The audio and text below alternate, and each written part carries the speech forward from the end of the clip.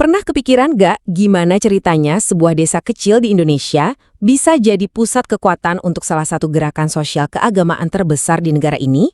Nah, kali ini kita akan mengurai kisah luar biasa Muhammadiyah di Benar. Jadi pertanyaannya adalah, gimana caranya benar sebuah desa yang tadinya biasa aja bisa bertransformasi jadi epicentrum yang begitu berpengaruh bagi Muhammadiyah? Oke, untuk menjawab itu, kita harus kembali ke akarnya.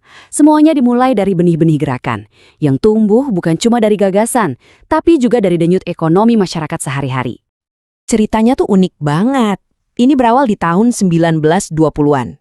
Dan yang menarik, penggeraknya bukan para cendekiawan atau ulama besar loh, justru para pedagang batik. Mereka bolak-balik ke Yogyakarta, dan saat pulang, mereka nggak cuma bawa kain, tapi juga sebuah gagasan baru. Gagasan baru itu apa sih? Intinya ada di satu kata ini, tajdid atau pembaruan. Ini bukan sekedar istilah ya, tapi sebuah panggilan untuk memurnikan kembali praktik agama sekaligus beradaptasi dengan tantangan modern. Ide inilah yang jadi fondasi intelektual untuk semua yang akan terjadi selanjutnya. Tapi tunggu dulu, gerakan ini bukan cuma soal ide-ide di ruang diskusi. Oh bukan, gerakan ini lahir dan ditempa langsung di tengah panasnya api perjuangan kemerdekaan. Nah, masuk ke era 1940-an, muncullah satu sosok yang jadi sentral banget, yaitu Kiai Muchtar. Beliau ini bukan cuma pemimpin lokal biasa aja, tapi seorang ulama karismatik yang terkenal sangat berani melawan pemerintah kolonial Belanda. Perlawanan ini sayangnya harus dibayar mahal. Puncaknya adalah tragedi Sengkarang, sebuah momen pengorbanan yang brutal, tapi di saat yang sama juga sangat heroik. Peristiwa inilah yang seolah-olah menyuntikkan semangat nasionalisme ke dalam DNA gerakan ini. Oke, perjuangan kemerdekaan selesai. Tapi tantangannya belum berakhir. Justru muncul tantangan baru. Bisa nggak sih komunitas ini unjuk gigi dan memimpin di panggung nasional? Jawaban atas tantangan itu datang di satu tahun yang sangat krusial. Yang menjadi titik balik? Yup, tahun 1972. Saat itu, Bendar dipercaya menjadi tuan rumah Muktamar Tarji. Ini bukan acara biasa. Ini forum strategis nasional tempat para pemikir Muhammadiyah menentukan arah. Menjadi tuan rumah acara sebesar ini, wah dampaknya luar biasa, baik secara psikologis maupun ideologis. Ini membuktikan kapasitas mereka dan jadi landasan untuk pertumbuhan pesat puluhan tahun ke depan.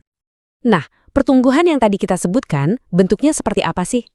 Dampak modern Muhammadiyah di Benar bisa kita lihat dari 3 pilar utama yang mereka bangun dengan kokoh. Pilar pertama, dan ini bisa dibilang yang paling fundamental, adalah pendidikan. Coba kita lihat perjalanannya. Ini luar biasa banget. Berawal dari fondasi sekolah dasar dan menengah yang sudah kuat, mereka lalu membuat lompatan besar dengan mendirikan Politeknik di tahun 2005.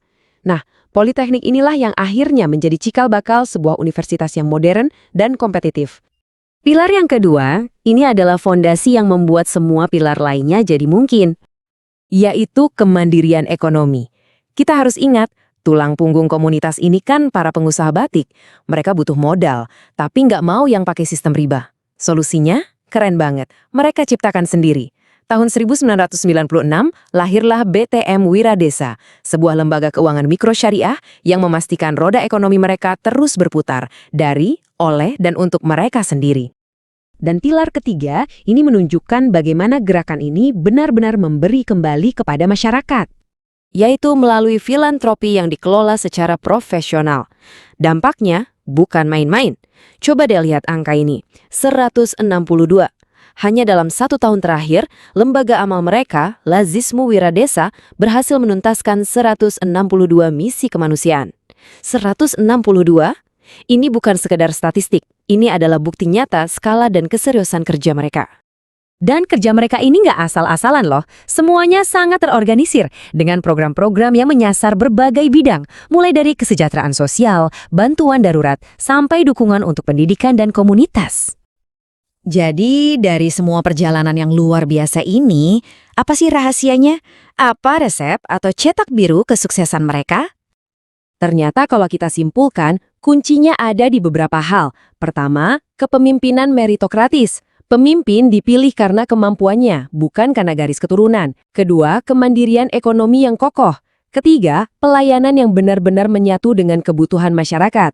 Dan yang tak kalah penting, kemampuan beradaptasi yang luar biasa. Dari yang tadinya cuma kelompok pengajian kecil, sekarang bisa mengelola universitas.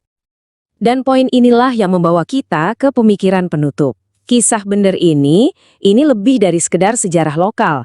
Ini adalah sebuah cetak biru yang hidup, sebuah model potensial tentang bagaimana sebuah komunitas dapat mendorong kemajuannya sendiri dimanapun di dunia.